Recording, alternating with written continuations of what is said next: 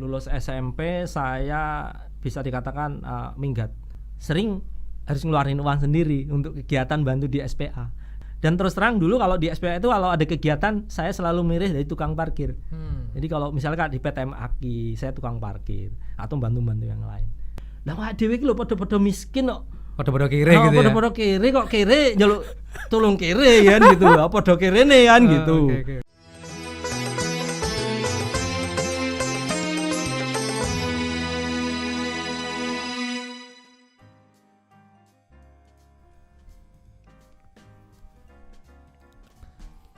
Bismillahirrahmanirrahim. Assalamualaikum warahmatullahi wabarakatuh. Selamat datang di podcast SPA Indonesia, Silaturahim Pecinta Anak, Wadah Bagia Dakwah dan Pendidikan Anak Indonesia.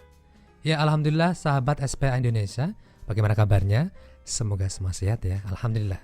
Baik, bertemu lagi bersama saya Kak Aji Syafa di podcast kesayangan Anda semuanya. Dan hari ini kita akan membahas sebuah tema yang sangat luar biasa, From Kere to Hore. Dan alhamdulillah sudah hadir di hadapan saya seorang bintang tamu yang sangat luar biasa, yang memang sesuai dengan tema kita kali ini, From Kere to Hore tadi itu. Siapa dia? Beliau adalah seorang trainer, motivator, owner percetakan 1000 bintang, dan yang pasti beliau ini menjadi orang yang sangat luar biasa.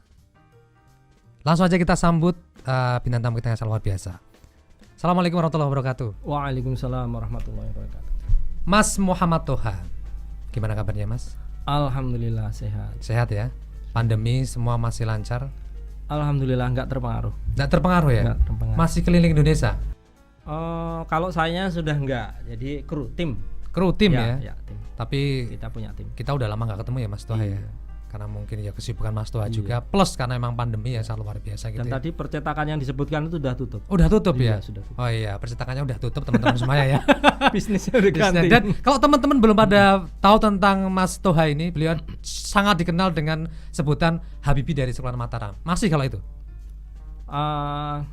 Ya nggak tahu, mungkin masih.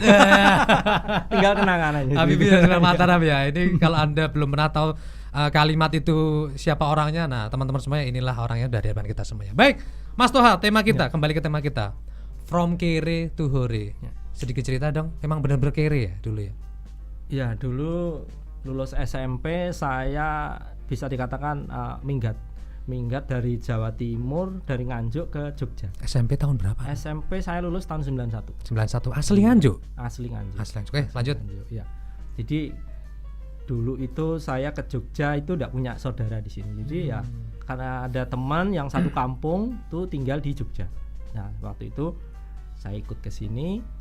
Ya pokoknya mikirnya penting bisa makan aja, kerja apa aja. Waktu itu saya bantuin jualan koran. Jadi ya. Teman punya agen koran ya namanya dulu. Di daerah Maguwarjo.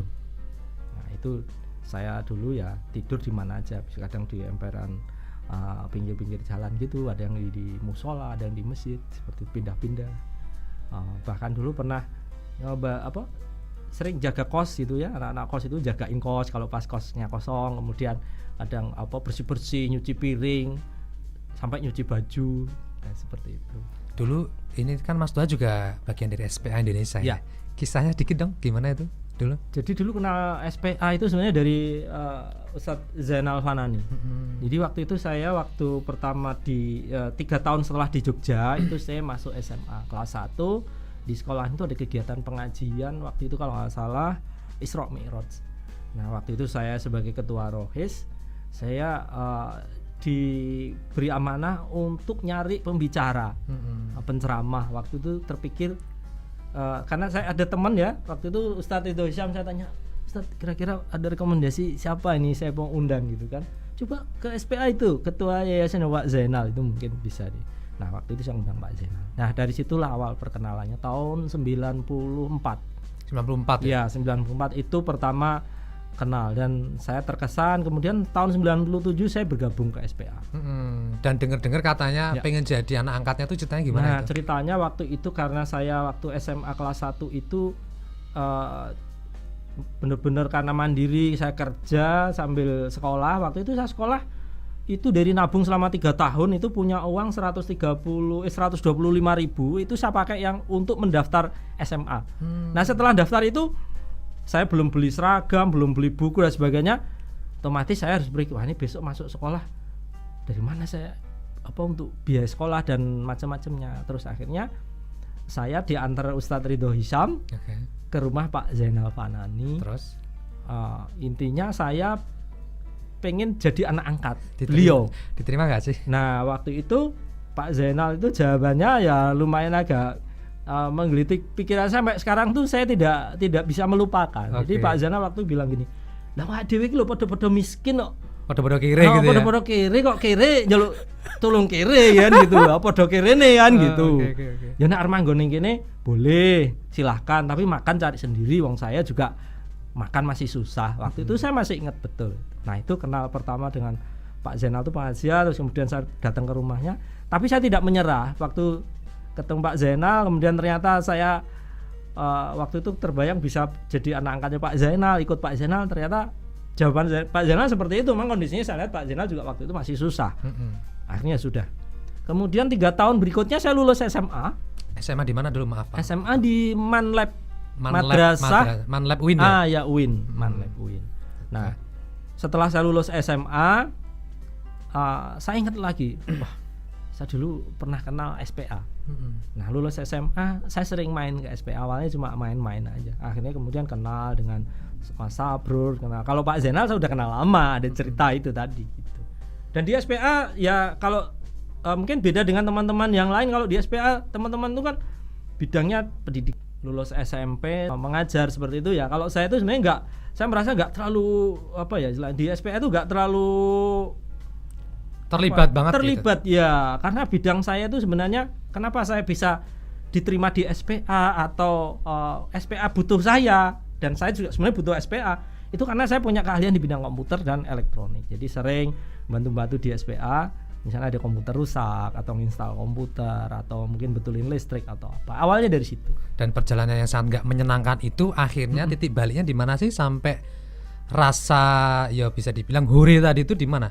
Titik perjalanan baliknya itu di mana itu? Iya.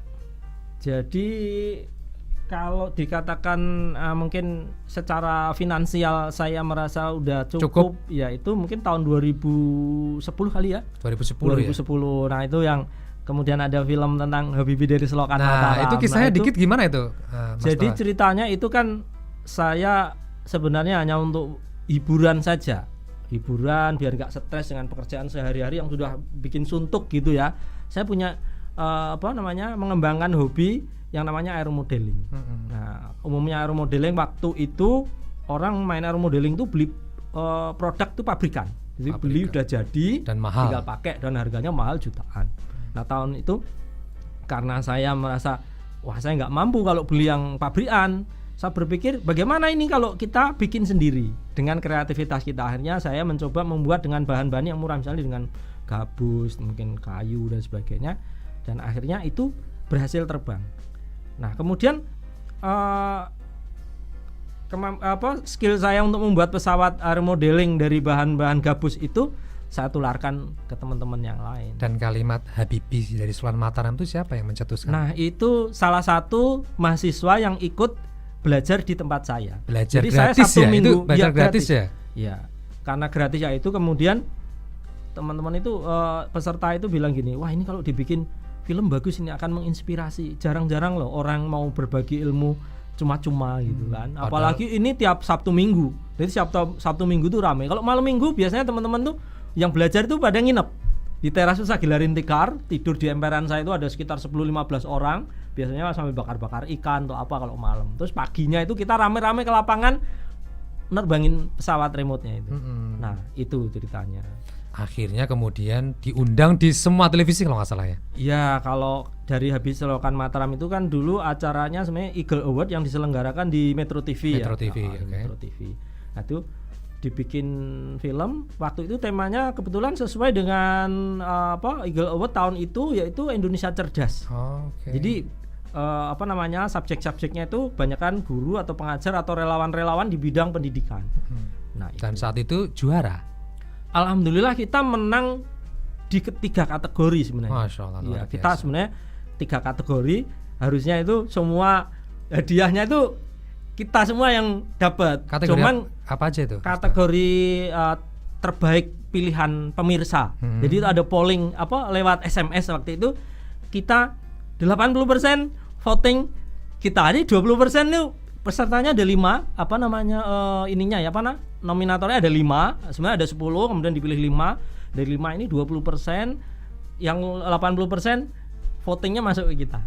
Itu pemilihan pemirsa. Okay. Ya, yang kedua, pilihan favorit, pilihan dewan juri. Oke. Itu.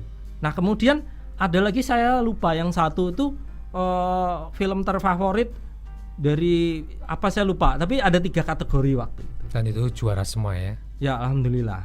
Dan dari situ kemudian berlanjut diundang di berbagai media. Dan secara finansial semuanya berubah menjadi lebih baik.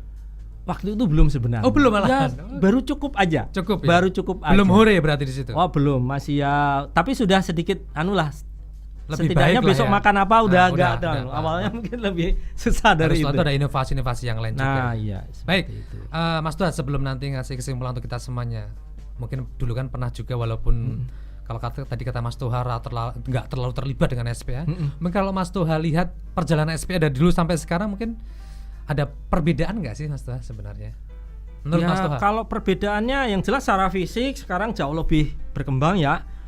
Secara fisik punya punya perguruan tinggi, ada STPI, kemudian ada sekolah-sekolah dan sebagainya. Kalau dulu ya fasilitasnya sangat minim. Sebagian besar mungkin kita nggak digaji, bahkan keluar uang sendiri. Bahkan saya kalau dulu di SPA itu kalau ada kegiatan ya sering harus ngeluarin uang sendiri untuk kegiatan bantu di SPA.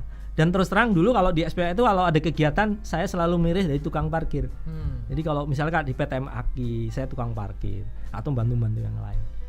Gitu aja. Makanya kalau ditanya mungkin tahun-tahun zaman PTM Aki ditanya nama saya pasti nggak ada yang kenal. Lah posisinya jadi tukang parkir. Jadi luar biasa perkembangannya ya. Ya luar biasa. Baik, kesimpulan terakhir Mas Toha, from Kire to Hore untuk kita semuanya, mungkin bisa kasih motivasi, bisa kasih pesan untuk kita semuanya untuk sampai di titik sukses tadi itu. Silakan Mas Toha. Ya, mungkin semangatnya sama dengan teman-teman di di SPA ini ya, berjuang tanpa lelah ya.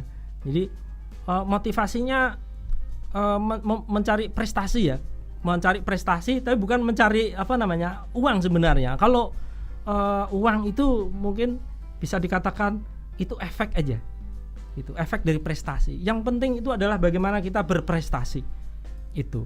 Jadi kekayaan, uang atau yang lain, materi itu menurut saya akan mengikuti aja. Mungkin dari saya itu aja sih. Terima kasih Mas Toha ya, luar biasa, semoga menjadi inspirasi kita semuanya. Next kita akan bahas sesuatu yang lebih menarik lagi gitu ya. Siap. Baik, sahabat podcast SPA Indonesia, seperti itu perbincangan saya bersama Mas Muhammad Toha yang sangat kita kenal dengan sebutan Habibie dari Sekolah Mataram. Semoga bisa memberikan inspirasi untuk kita semuanya. Dan terakhir dari saya, mohon maaf kalau ada kesalahan. Tetap semangat, tetap berbuat sesuatu untuk agama Allah. Terima kasih. Wassalamualaikum warahmatullahi wabarakatuh.